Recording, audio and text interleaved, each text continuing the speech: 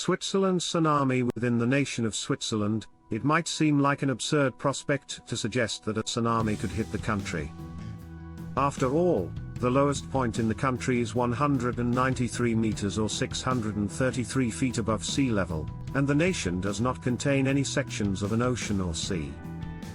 Yet, a tsunami is exactly what occurred in the year 563 CE, when a wall of water up to 16 meters or 52 feet high occurred on Lake Geneva, causing perhaps as many as several hundred to several thousand fatalities, destroying or badly damaging numerous medieval-age cities. This disaster was directly witnessed and written about, as per an ancient Roman-era historian. 563 CE landslide. People for 60 days before this disaster struck heard an occasional deep roaring sound that appeared to originate from the side of a local mountain.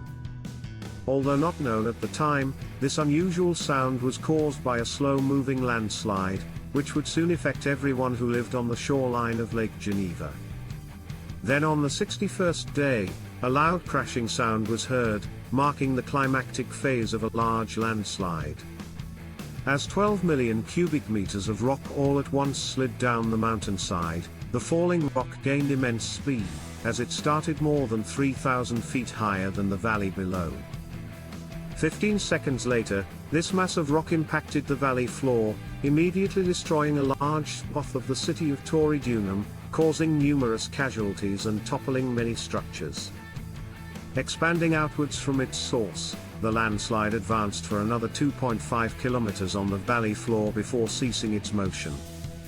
You might be wondering how this generated a tsunami if the landslide did not touch any section of the lake.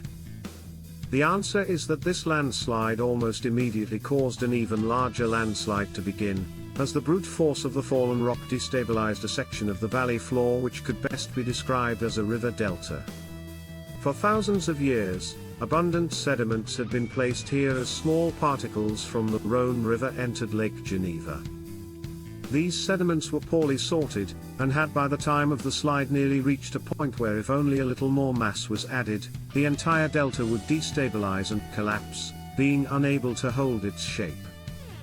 This extra mass was added by the Tauredunum landslide, suddenly causing the entire delta, totaling 250 million cubic meters of material to collapse northwards into the lake as a series of turbidity currents.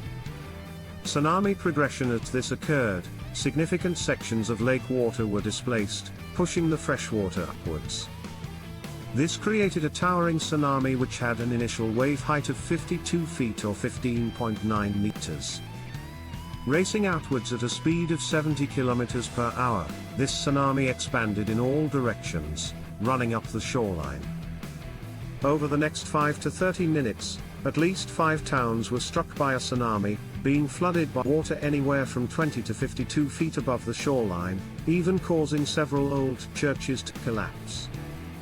This tsunami dissipated with the wave becoming less and less in height as it expanded outwards, with a wave 13 feet high striking the town of Nyon.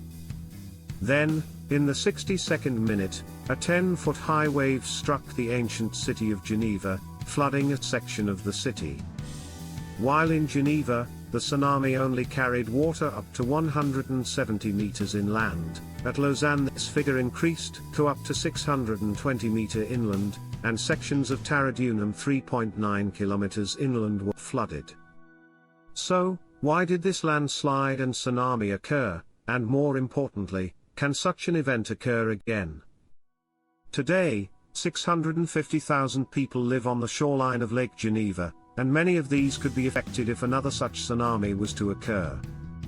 Currently, we do not know for sure if such an event could occur again in the future or if a repeat event is impossible, as this is still a topic being actively studied. However, we do know that at least 4 other such tsunami events have occurred between its lake's creation 15,000 years ago and 562 CE, although this figure assumes that each recorded turbidity current, even if minor, generated a tsunami. As to why the first smaller landslide occurred high on the mountain, it relates to the Ice Age. Ice Age. During the Ice Age, this region was completely covered by glaciers. As these glaciers carved away against rock, Their mere presence held up rock faces that would otherwise have failed.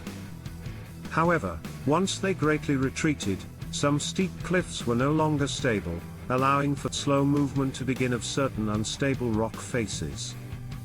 As a final note, I would like to thank my new patron Skitten for supporting this channel.